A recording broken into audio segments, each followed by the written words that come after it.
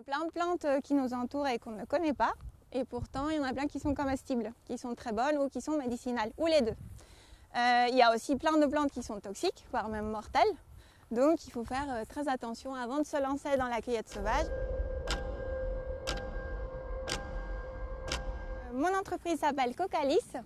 Moi à la base j'avais un restaurant, donc j'ai eu un restaurant à Paris pendant 7 ans que j'ai monté avec ma sœur. Et quand le restaurant s'est arrêté, je me suis spécialisée en plantes sauvages comestibles.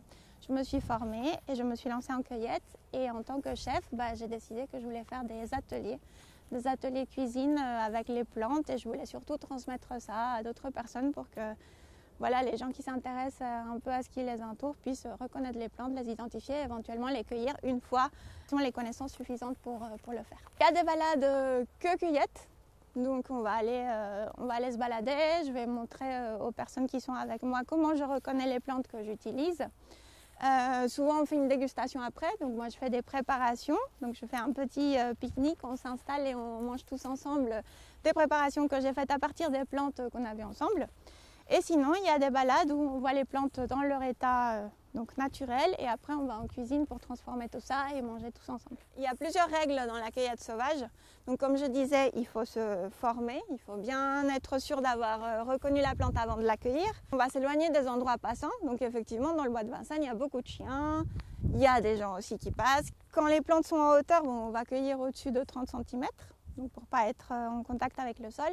Et si on cueille à ras de sol, on va faire bouillir les plantes, c'est-à-dire on va les faire bouillir 1 minute pour éliminer les risques de parasites. Donc il y a quand même plein de règles à suivre. Donc là c'est vraiment l'hiver, c'est pas le meilleur moment et pourtant on peut quand même trouver des plantes. Donc on va aller chercher des racines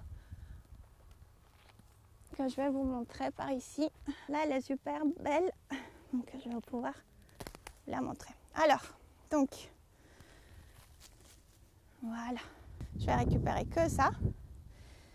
Et en fait, ça en cuisine c'est un bonheur. Pourquoi ? Parce que c'est une plante, si je pouvais vous faire sentir, ce serait génial. Elle sent comme le clou de girofle. Elle a une odeur pareil que le clou de girofle parce qu'elle a une molécule qui s'appelle le génol. Et donc, elle a les mêmes propriétés que le clou de girofle. Donc en cuisine, c'est une épice locale. Donc moi, ce que je fais, c'est que je la lave bien, évidemment.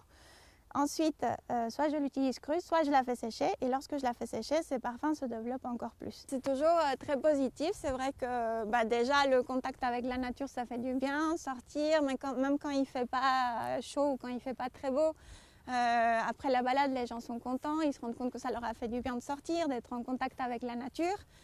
Et puis, mine de rien, apprendre à nommer les plantes qui nous entourent, ça les rend plus intéressantes, ça rend les orties plus intéressantes. Donc en famille, notamment, quand ils sortent après la balade, ils me contactent après, ils me disent qu'ils ont revu telle plante, qu'ils l'ont reconnue.